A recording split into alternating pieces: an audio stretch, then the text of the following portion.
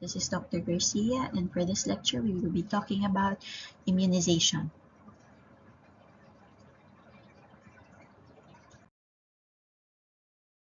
For this lecture, we will define immunization and its role in preventing infectious disease. Particularly, we will talk about the vaccine types, the vaccine preventable diseases, or what these vaccines are for, how to administer your vaccines and the vaccine schedule, how to note any adverse events, or what to watch out for after vaccination, and to discuss current and emerging vaccines or novel technology that can be used in the future.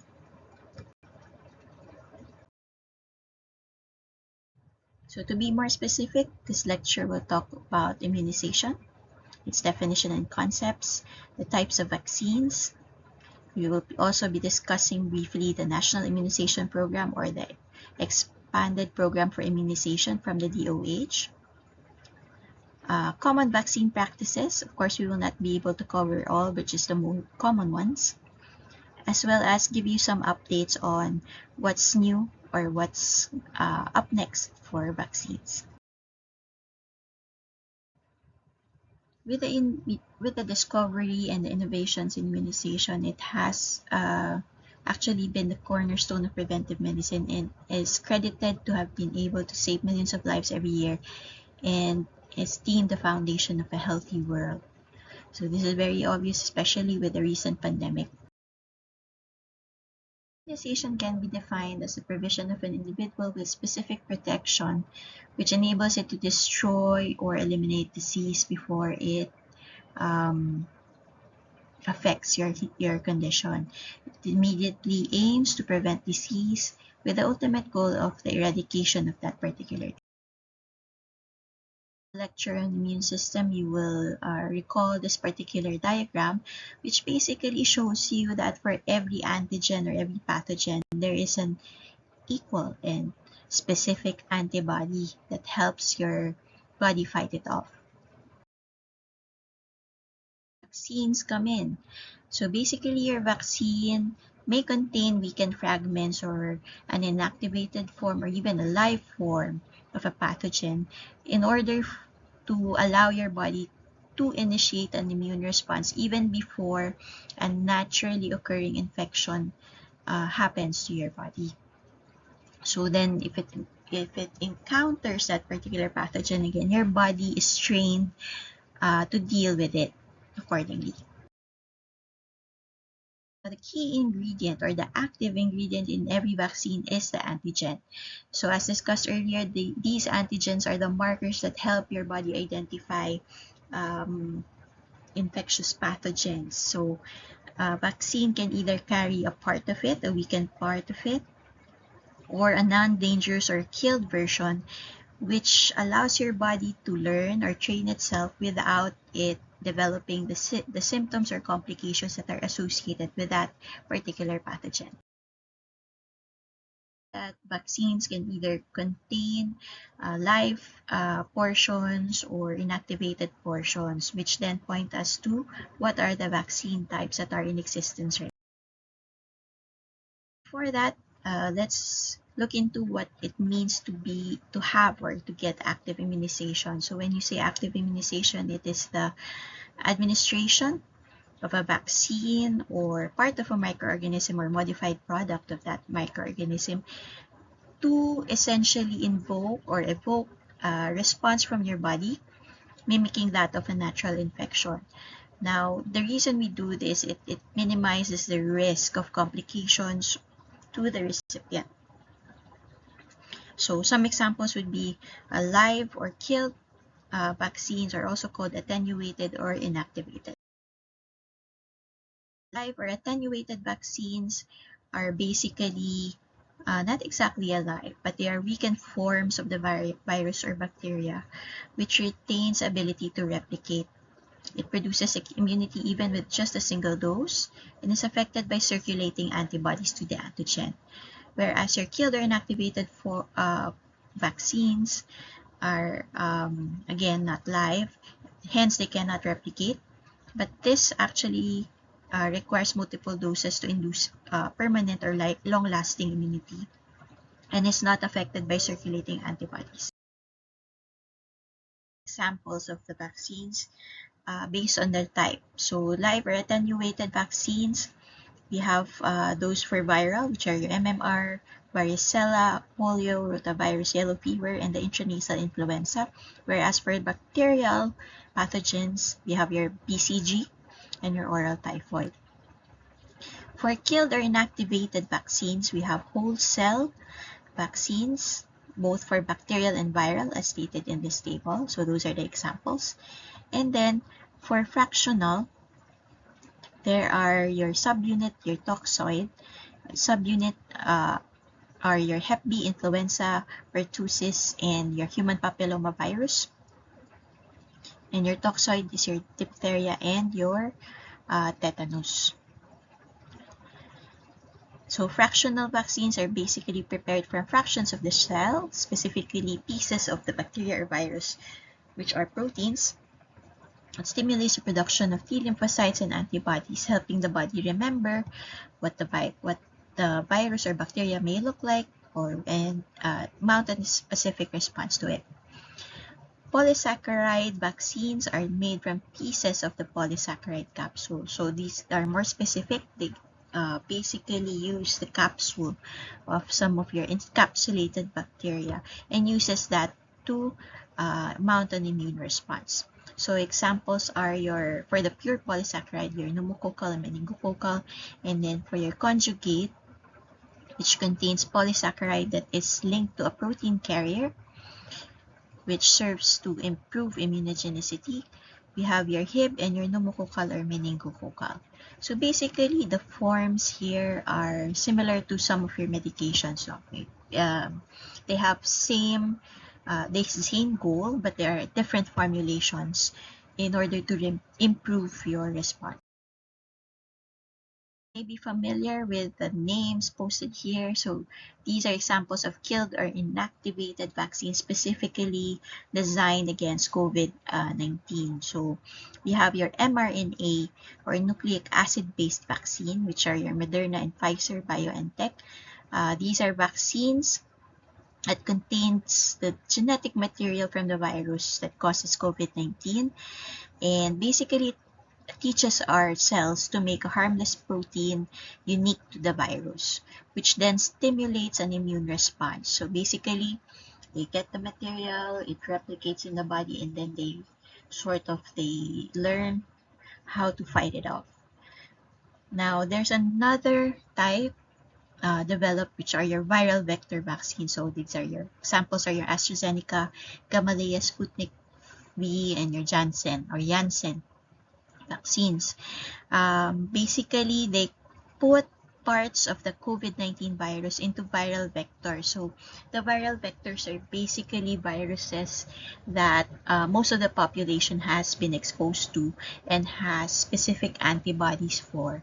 So rendering the COVID-19 virus or the introduction of the viral particles relatively safe. So what it does is the viral vector sort of introduces parts of the COVID-19 virus to the body, and then basically helps it mount an immune response. Now, there is some controversy specifically with the viral vectors because there is also a mounted immune response to the vectors themselves. Okay. Contrast to your active immunization is your passive immunization. So these are done through the administration of preformed antibodies to individuals already exposed or about to be exposed to certain pathogens. Examples are immune globulin. A common example of this is your rabies immunoglobulin, which is given to patients with animal bites of category 2 and above, depending on the location. So it helps incite a very strong initial but short-term immune response. Other examples are immune intravenous globulins, your human plasma as well, and antibodies of animal origin.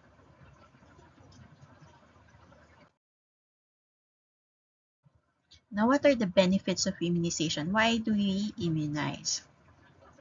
First, of course, it's your personal protection. It helps you react, or it helps protect you from the pathogens that we are exposed to on a daily basis. But more importantly, it confers protection in communities through a concept we call herd immunity. So what is herd immunity? So one specific example is what happened during the pandemic. So during the pandemic, with emergence of infection and the contagious nature of the virus itself, it spread like wildfire across the globe, right?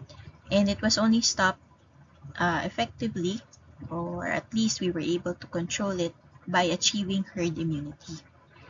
So herd immunity is a form of indirect protection from any pathogen that occurs when a sufficient percentage of a population has become immune to that infection, whether it be exposure to the pathogen or vaccination, wherein the likelihood of infecting individuals who lack immunity is thereby reduced. So because a good percentage of the population is protected, it confers population to it confers protection to a significant number of the population who are not immune or cannot mount a sufficient immune response. So this was very important, especially during the pandemic, where we could not give the vaccine, especially the newer ones, to some people, some patients, specifically those who are immunocompromised or immune naive, like your children, and for the immunocompromised, like your elderly or those with comorbids like your cancer or some immunologic diseases. Now, this herd immunity is partially dependent on the virus basic reproduction number, which is your R naught, measuring the contagiousness or transmissibility and vaccine efficacy. Aside from protecting individuals and communities, the overall benefit or aim of immunization is, of course, eradication of disease. But at the same time, you of course know that there are positive effects in terms of health economics or benefits in other social aspects.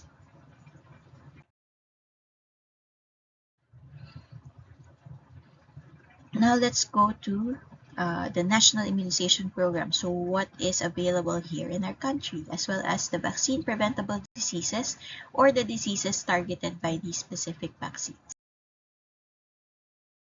Now, for those familiar, so the DOH has a National Immunization Program, or the Expanded Program for Immunization, which aims to reduce morbidity and mortality, specifically among children, against the most common vaccine preventable diseases. Its specific goals are to immunize all infants or children against the most common diseases, sustain the polio-free status of the Philippines, and eliminate measles infection, eliminate maternal and neonatal tetanus, control diphtheria, pertussis, hep B, and German measles, and prevent extrapulmonary tuberculosis among children. First, the current program underwent various forms before its current implementation or current state. So it's all started in 1976 under Presidential Decree 996, wherein the EPI, or Expanded Program for Immunization, was launched to provide immunization for infants and children below 8 years. It was first rolled out in 1979 with 6 vaccine preventable diseases, which were tuberculosis, diphtheria, tetanus, pertussis, polio, and measles. In 1992, hepatitis B was included. And then in 2010,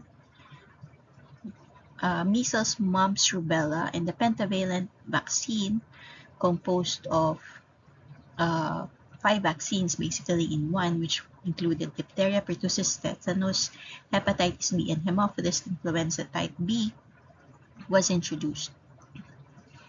Then in 2011, the Mandatory Infants and Children Health Immunization Act was signed into law by then President Noynoy Aquino, specifically RA 10152, which required children under 5 years old to be given basic immunization against 10 diseases, which are your tuberculosis, diphtheria, tetanus, pertussis, polio, measles, mumps, rubella, or German measles, hepatitis B, and your Haemophilus influenza type B. So in 1976, it was for children below 8. In 2011, they revised it to give immunization to children below 5. In 2012, rotavirus was then introduced, prioritizing infants of families listed under the National Housing and Targeting System. So they identified rotavirus infection as a disease worth preventing, specifically in children under 5, as well as the introduction or inclusion of the flu vaccine and the pneumococcal polysaccharide vaccine for indigent senior citizens. So for children, rotavirus was introduced. For adults, they introduced flu and PPV into the program.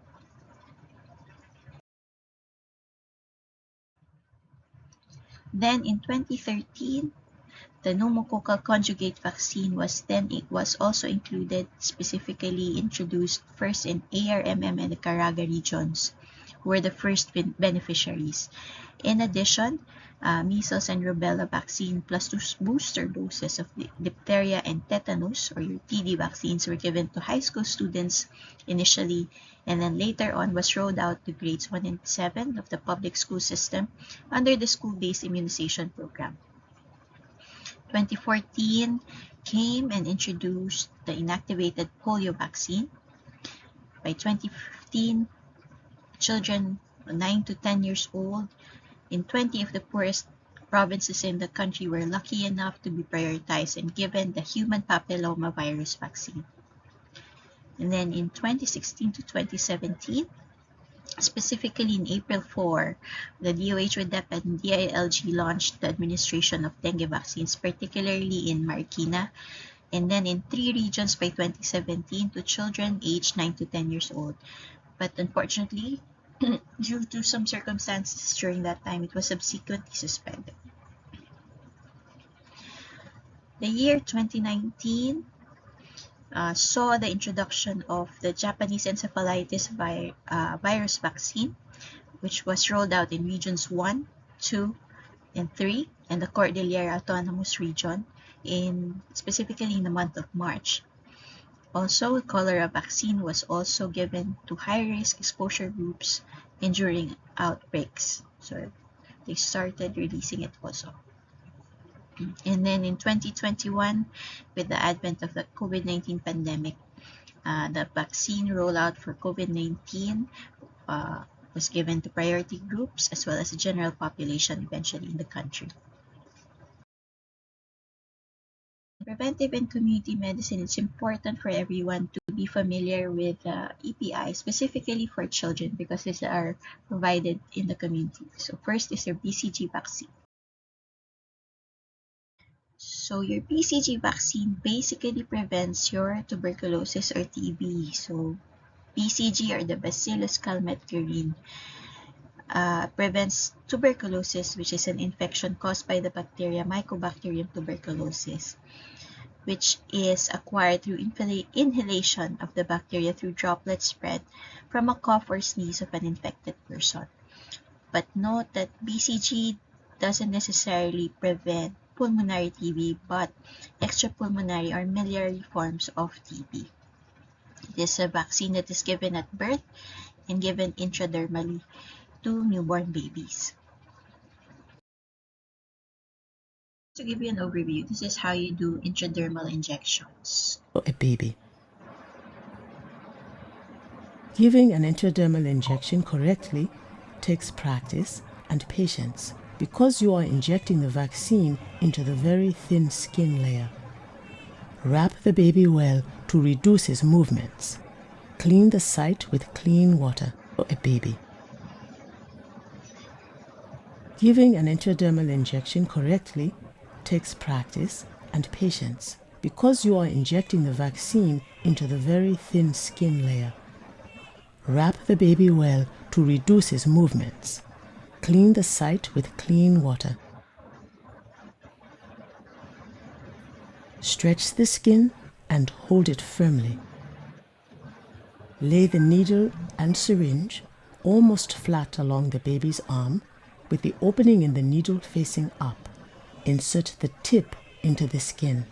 Advance it just past the opening of the needle. Gently point the needle upward without re-piercing the skin. Now, inject the vaccine slowly and steadily. You can stabilize the needle with your thumb. You'll notice it's hard to. Alright, so that's how you do an intradermal injection, but rather than using clean water to wipe or sterilize the area, you use alcohol. And the opening of the needle that she mentioned is actually called the bevel. So when you do intradermal injection, the needle should be bevel up, or the hole should be pointing upward. So you'll learn this later on when you go into your pediatrics rotation or preceptorials and your clinical clerks rotation, when you will be able to assist or observe how this is done in the OPD or in admitted newborn patients. Next up is your hepatitis B vaccine. So along with your BCG vaccine, this is usually given at birth. Giving your hepatitis B vaccine, you're basically preventing infections or complications that come about because of a hepatitis B infection or virus infection. The vaccine prevents infection caused by the hepatitis B virus, which is transmitted by exposure to infectious blood or body fluids via transplacental, hematogenous, intravenous, or sexual routes. It can cause both acute and chronic infections, and the more severe forms can cause a form of liver cancer.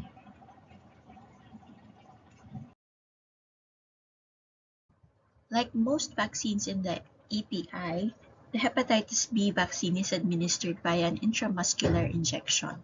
So this is a video on how you do that. The acromion process here, just a nice big old shoulder bone there, and I'm going to feel a couple of finger breaths below that, and then I've got my little triangle here, okay? All right. Don't miss him. All right. Oh no. All right. Be a bad dude. All right. So again, the acromion process here, just a nice big old shoulder bone there, and I'm going to feel a couple of finger breaths below that, and then I've got my little triangle here, okay? All right. Don't miss him. All right. Oh no. All right. Be a bad dude. All right. So again, I've got my bone, my two fingers, and here's my triangle, okay? Now, depending on what your textbook looks like and what your facility policy looks like, you might want to draw this taut. Alright, so in this particular picture, the injection was made in the deltoid muscle in the upper arm. But there are other sites for intramuscular injection as well, like your gluteal, or basically any part, or it can also be the thigh part, the anterolateral thigh in infants or children. So basically, when you do intramuscular injections, you're basically targeting a specific muscle, often in the larger areas of the body. Note that it's done in a 90-degree angle with your with the arm as a reference or the basis, while early on in the intradermal injection, it was done parallel. Next in the immunization schedule is the pentavalent vaccine. Pentavalent because it covers 5 vaccines, which used to be given separately, but now it's given as one injection. Namely, these are the diphtheria, pertussis, tetanus, Haemophilus influenzae B, and hepatitis B. It's usually given at 6 weeks or 1.5 months, and then every 4 weeks after. So it's at 6, 10, and 14 weeks of age for the patient. The first disease is diphtheria, and it's preventable by the diphtheria pertussis tetanus vaccine. It's caused by the bacterium Corynebacterium diphtheria, and it presents usually a sore throat, fever, barky cough, which are symptoms produced by a toxin produced by the bacteria. So here in the picture is a pseudomembrane, which is often seen in such cases, and the bull neck appearance, which is a swelling in the anterior neck due to lymphadenopathy.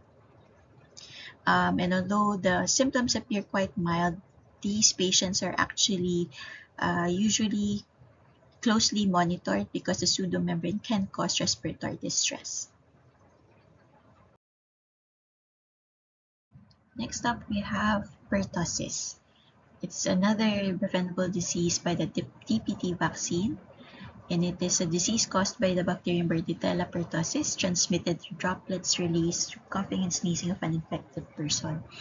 The picture is not a pathognomonic presentation or a classic presentation of pertussis. What is classic about disease is the very characteristic whooping cough that usually occurs during the infectious stages of this disease. So here is an example of how it sounds like.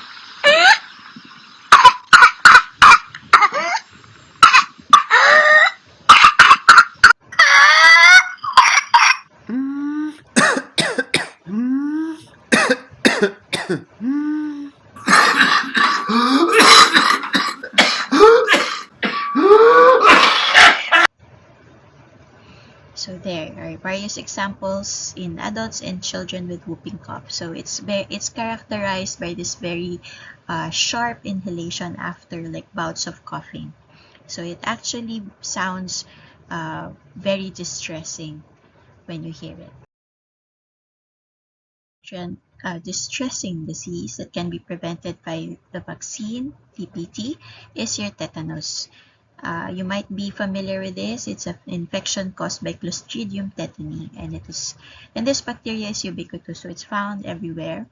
And if it enters through a break in the skin, it can produce toxins that result in its characteristic severe muscle spasms. Now, you might think muscle spasms, aren't they very benign? Well, actually, the spasms usually produced in tetanic contractions can be very debilitating, very painful, and may be fatal in some cases, especially if it affects your respiratory muscles.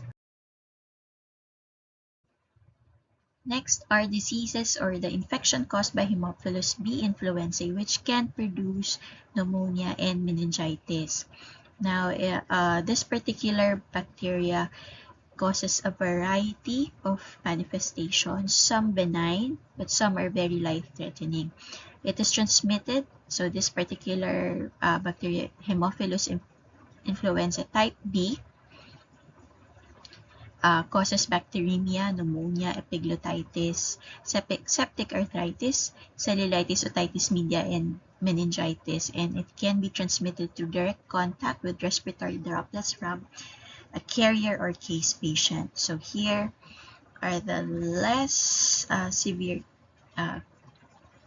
presentations, which is your otitis media or infection in your inner ear. Here we have an example of cellulitis. Here is your septic arthritis. And in more severe cases, it can present as bacterial meningitis. So this is actually one of the primary reasons why we're vaccinating against this, especially in children, is that it can cause bacterial meningitis. Next vaccines in the schedule are your polio vaccine. So there are two. So one is the oral polio vaccine, which is given at the same time as your pentavalent at 6, 10, and 14 weeks. And your inactivated polio vaccine, which is recommended to be given at 14 weeks. Both the inactivated and the oral polio vaccines prevent what you call poliomyelitis, which is characterized by muscle weakness and an inability to move. So in this particular picture, it has caused atrophy in the muscles in the leg. Okay. It is usually caused by acute flaccid. It usually presents as an acute flaccid paralysis in patients. It is spread from people among people through food or water infected by fecal matter. Next is your pneumococcal vaccine for pneumonia and meningitis. Now, your pneumococcal pneumonia and meningitis can be prevented by your pneumococcal conjugate vaccine, which prevents diseases caused by Streptococcus pneumonia, which is a bacteria, and it often causes pneumonia, as the name implies, or it can also invade the bloodstream, causing bacteremia or meningitis. So in this picture is a child with pneumonia, so there is chest indrawing here, signifying that the patient has respiratory distress. So this is what we're trying to prevent, especially in younger children. Last but not the least is another combination vaccine, which is given at 9 months and then at 1 year. So you have your MMR vaccine for measles, mumps, and rubella. For TPT vaccine, let's break it down to the 3 diseases or the 3 components. So first up is measles. So again, it can be prevented using the measles containing vaccine or a measles only vaccine, or your measles, mumps, rubella, which is now more widely available. There's also the measles, mumps, rubella, varicella vaccine, which is another new combination type vaccine, which can also include your varicella or chickenpox vaccine. Now for measles, it is caused by a virus called rubeola. No, it is a very contagious virus which is spread via airborne contamination through the coughs and sneezes of those infected. So the droplets are suspended and can remain in the air and can be infectious even when the infected has left the room. So it can cause fever, cough, colds, conjunctivitis, which are the 3 C's of a measles infection, and a characteristic rash. It's an erythematous or reddish maculopapular or a flat red spots that starts at the hairline and spreads towards the feet. So this is important in differentiating this particular viral infection, in that the spread of the rash is characteristic from the hairline and then down towards the feet. It is also signified by what we call the Koplik spots, which are basically lesions in the side or the buccal mucosa, which are the cheeks, the inner cheeks, and it can be grayish. In the books, it's described as grayish to whitish spots. Okay, and these are characteristics of your measles infection, although this can rarely be seen, so it's not usually seen in all measles patients. Next up is your mumps. Okay, again, prevented by the MMR vaccine or the measles, mumps, rubella or the mumps, rubella vaccine. And it's a contagious viral disease caused by the mumps virus, transmitted via respiratory droplets, and it's characterized by swelling of one or both parotid or one or both of your parotid salivary glands. So it's effectively called the epidemic parotitis. Okay.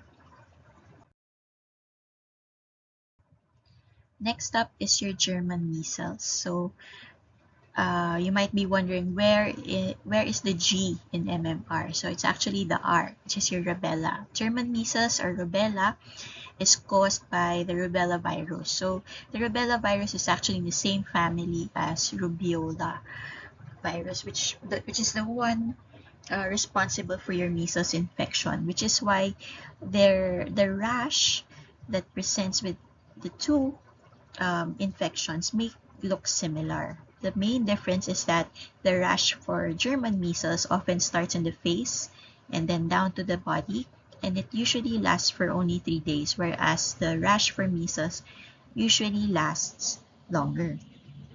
Now, if you look at this picture, the rash in measles may also present in a similar way. So there are groups, some of them will be grouped together, but these are flat. Actually, they're reddish, they're flat. Okay. Now, German measles is spread through the air and also via the droplets released during the coughing of people who get infected.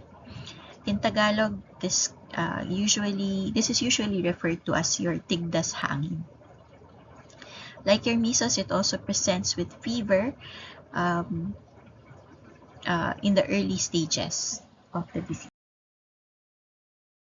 Now, before, MMR vaccine used to be given via subcutaneous route, but the newer forms or the more recent ones can be given through intramuscular injection as well for convenience. But just for you to see, this is how you do a subcutaneous injection. We're going to measure from the middle of the elbow, the middle of the back of the shoulder, about 3/4 of the way up. We're going to pinch about an inch. Take my cap off. I'm going to grab that. We're going to hold it at a 45-degree angle. Make sure their arm is relaxed. The bevel is up. We're going to pinch arm. We're going to measure from the middle of the elbow, the middle of the back of the shoulder, about 3/4 of the way up. We're going to pinch about an inch. Take my cap off. I'm going to grab that. We're going to Alright, note that in the video, unlike your intramuscular injection, which targeted the deltoid muscle, which is here in the lateral aspect, she is targeting the posterior aspect of the arm. So basically, when you do subcutaneous injection, you're targeting the subcutaneous fat, which is why she chose the back of the arm. So if you look at your arm, the flabby portion, there is mostly fat. There's no muscle. There's not much muscle there unless you're very thin or slim. All right, in which case you have to pinch up and so you can collect the fat and inject the vaccine there. You can actually also do it here in the anterior aspect, but try to avoid the muscle. And note that the angle of injection is at 45 degrees, not 90, or it's not parallel. So you don't have to be very exact with the 45 degrees actually, just so long that it's not 90 and it's not parallel. Anything in between is fine. And make sure that you're targeting the subcutaneous fat. We've completed all the vaccines in this particular vaccination card, which you might see in some health centers. You will notice that when you complete all this, so you have 1 dose of BCG and Hep B at birth, you have 3 doses each of your pentavalent oral polio and your PCV at 6, 10, and 14 weeks, and 1 dose of inactivated polio vaccine at 14 weeks, and 1 dose each of MMR vaccine at 9 months and 1 year, you are considered a fully immunized child.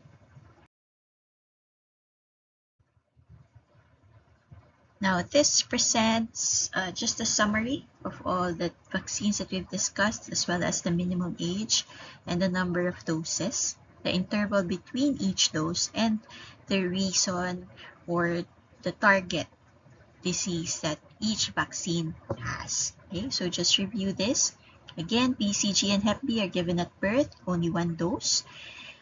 And then your pentavalent are given as a 3-dose series, starting at 6 weeks with a 4-week interval in between.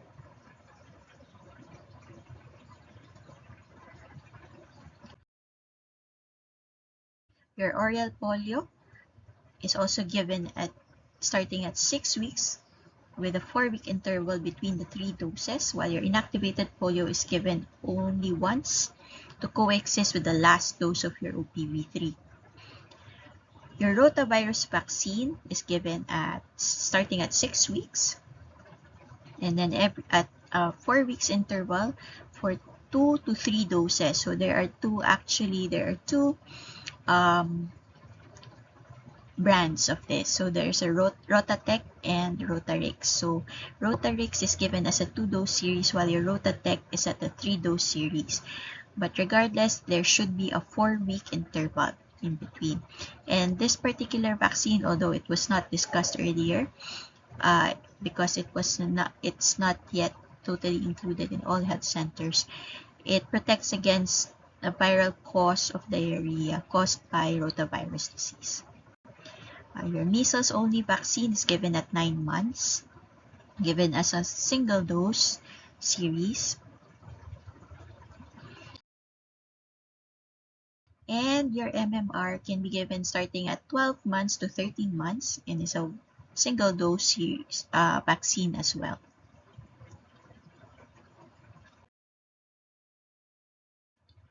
Now let's look at vaccine practices. So for this lecture, we'll try to look at some of the before, during, and after vaccination checklists or practices that we should do as physicians. Before you vaccinate is to ensure that your vaccine has maintained the cold chain. So this is important in ensuring that the vaccine's efficacy is not affected by transport or production. Okay. Now, it's a system for storing diseases in good condition, and it's a series of links designed to keep vaccines within the WHO recommended temperature. So vaccines are usually stored from 2 to 8 degrees, which is the normal temperature for most refrigerators. There are some vaccines, though, that would require refrigeration between -15 to 24 or as low as -70 to 80 degrees, which is usually for your COVID mRNA vaccines. So in the cold chain, it is important to ensure that from the manufacturer to the stakeholder or the recipient of the vaccine, that this cold chain is maintained. So how do you do that? You ensure proper storage. So from the manufacturer, it ensures that they should ensure that the vaccines are stored in a stable container, maintaining a temperature range of 2 to 8. So they usually pack it with lots of ice. Same with the trucks that transport them from the storage to the different hospitals. So when it arrives at your clinic, you should store it immediately in your refrigerator and take it out only when you're about to vaccinate. Now, how long can it stay effective after getting it out from the vaccine? For most vaccines, actually, you have a good number of hours, ranging from 8 to about 48 hours, depending on the vaccine. In order to know which is appropriate for each vaccine, we suggest that you read the product inserts because it's usually there, right? Ensure that your vaccine has been stored properly and can be effectively given. You should now check when is the proper timing of your vaccination. So here I present to you the childhood immunization schedule. So this is when we know when to give certain vaccines. So we won't go into this in detail as this will be discussed later on when you go to your pediatrics subjects in your second and third year. But it's important for you to note that there is a window period when you vaccinate. So if, for example, the patient is unable to come at 6 weeks for your 5-in-1 or your pentavalent vaccine, you can actually give it for a certain period after the 6th week, so about 2 weeks after. So you can still do catch-up immunization. So this is basically what the schedule will tell you. When is the earliest you can give and when is the latest you can give certain vaccines. Adults, there's no specific vaccination schedule or chart for them. But it's important for you to know that there are some vaccines that we should routinely be given we should routinely give and receive as adults. Okay? So in the adult immunization schedule or recommendations, there's a similarity of vaccines given in the pre-adolescent and adolescent age groups, such as your Tdap, Hep A or B, and your MMR, varicella, and HPV. And because of a relative immunocompromised state associated with aging, vaccinations against Influenza, pneumococcal disease, and shingles have become highly essential. More importantly, COVID-19 vaccine. For high-risk groups, they recommend vaccination for meningococcal, cholera, rabies, and typhoid. Checking your vaccines, checking the schedule, who will administer the vaccine. So, vaccines by law under Republic Act 10152 or the Act providing for mandatory basic immunization services. Vaccines can be administered by any duly licensed physician, nurse, or midwife.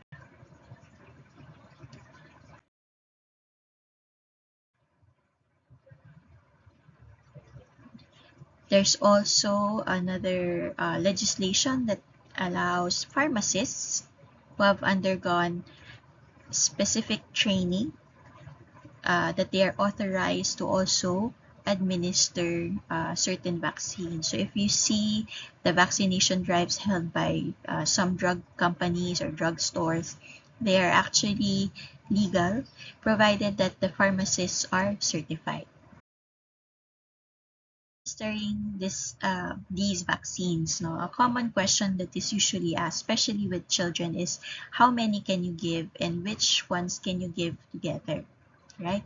So this is a guide. This is just a guideline actually given by the PSMID or the PISMID, which is a Society for Microbiology and Infectious Disease in Adults, in which they've identified certain practices that we can, or guidelines we can follow, so to ensure that our vaccines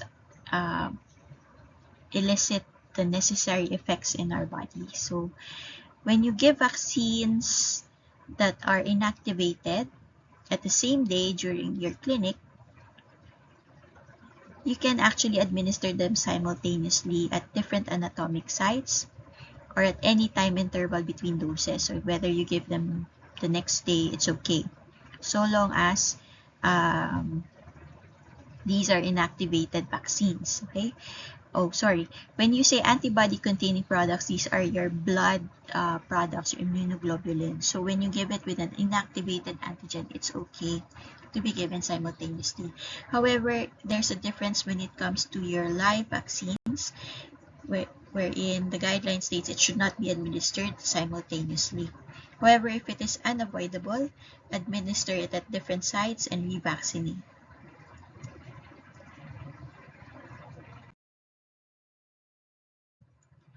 Now, if you're going to do it non-simultaneously, okay, these are the sequence. So first, if you're not going to give them on the same day, you administer first your antibody-containing products and then your inactivated antigen with no interval necessary. So you can give it today and then tomorrow, that's okay.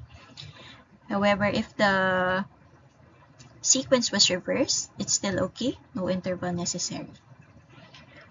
Now, for antibody-containing products or immunoglobulins and your live vaccines, or specifically your MMR and MMRV, there should be a dose-related interval, so you have to check the package inserts. Now, if it was reversed, there should be a 2-week interval between the two.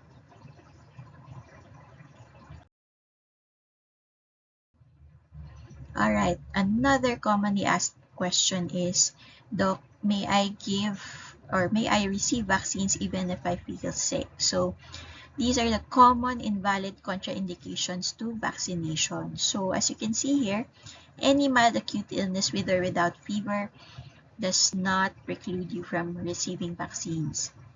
Mild to moderate reactions to vaccines such as low-grade or moderate fever after a previous vaccination of the same vaccine is also not a contraindication, so you can still give it. If you're receiving antibiotics, you're recovering from illness, you can also receive vaccines. For babies who are born prematurely, except for Hep B vaccine, this can be given. Vaccines can be given, so your BCG can still be given. For hepatitis B vaccine, though, you have to wait at until the baby is at least 2 kilograms before you give it. For those with a recent infection, you can still give vaccines. Those with a history of antibiotic allergy can still receive vaccines. Those with Guillain-Barré can also receive vaccines. However, you have to monitor them. Now, what about the permanent or those who cannot receive vaccines? So those who will have had a severe allergic reaction to any vaccine or its excipients or its other contents are not allowed to receive that vaccine. Those with encephalopathy within 7 days of previous dose of diphtheria and tetanus toxoid wholesale pertussis, those who are severely immunocompromised, and with some exceptions, pregnant women are not usually allowed to be vaccinated, especially with live vaccines. There are certain vaccines like for tetanus that you can give at the later trimester. But for live vaccines, these are usually contraindicated. The safety of your patients, it's important to screen them or check them, assess them first before you give your vaccine. So these are some of the questions you can ask to ensure that your patient will receive the full benefits and none of the severe adverse reactions from every vaccine. So if you note here, you should assess if, of course, they're ill or they are immunocompromised, or if they've received any immunoglobulin containing or antibody containing substances. So these are just questions you can ask. If they answer yes to any of these questions, then you should assess them before you give any vaccination. Vaccination, some side effects or some adverse reactions are expected. So these are the more common ones. So locally, you might expect some pain, redness, and swelling at the site of injection, specifically for intramuscular injections. Pain is a very common side effect. Swelling at the site of injection may be seen in the cases of intradermal injections. The swelling there indicates that the vaccine is correctly given. So the swelling should be temporary. If it's increasing, so that might present a problem. Systemic side effects can also appear, such as your fever or malaise or weakness. Okay, so some patients may complain that they're nangihina or they feel weak after a vaccination, so that's expected. So the side effects stated here are common and may be benign, but if there's any worsening or there's anything strange about their reactions, you should assess them and refer them accordingly. Although we've discussed that we have vaccines for a lot of diseases, of course, even if you're vaccinated, doesn't mean that you totally will not get any of these diseases. Okay, there have been cases that a child that has been vaccinated with varicella still gets chickenpox infection, but the difference is usually that a lot of the complications are prevented. So aside from vaccinations, you should still be prudent enough to ensure hygienic practices to prevent infection or illness. Now we discuss what's next in the field of vaccination. Okay. So as of the 2024 Vaccines Europe Pipeline Review, the impact of vaccines has been seen to extend beyond childhood immunization programs. So as we've seen, especially in the recent pandemic, it has resulted in a lot of other benefits. So hence, the development of new vaccines, even therapeutic ones, is on the horizon. So it's actually very interesting to report that there are, as of August 2024, 98 new candidates which are being studied or analyzed. Okay? 93 of which are prophylactic vaccines, 5 are therapeutic, but most of the candidates target infectious diseases caused by viruses. And interestingly enough, they're also developing a vaccine against malaria. Compared to 2022, okay, so as you can see, there are now more new vaccine candidates, okay, and they are now more inclusive in terms of the diseases that they prevent. Currently, 42% aim to address diseases for which we have no vaccine. So these are including the following which are listed here. So there's really a lot of new vaccines that you might need to study later on. And recently, I was able to attend a webinar in which they showed a needle-free version of vaccination in which you apply this round thing here. I wasn't able to catch what it's called yet, but basically you just apply this on the skin as sort of like a patch, and then you wait for 10 seconds basically for the substance to be absorbed through the skin and then remove it. Okay, so this is a very interesting new innovation. Now, in summary, again, immunization has proven to be an important keystone in preventive medicine in that it can prevent a lot of diseases and have different types depending on the response we need. But in vaccinating, we have to ensure the safety of all our patients by following guidelines. And we should be open to the fact that there will come more vaccines. So we should be also very active in advocating for vaccinations in order to prevent future pandemics. Okay, so here are my references for this lecture. Special acknowledgement again to of course, your manual, which was diligently improved by our faculty, and Dr. Anailas and Dr. Adversario for their previous lecture slides. And remember that vaccines are not just a gift to yourself, but to the whole community.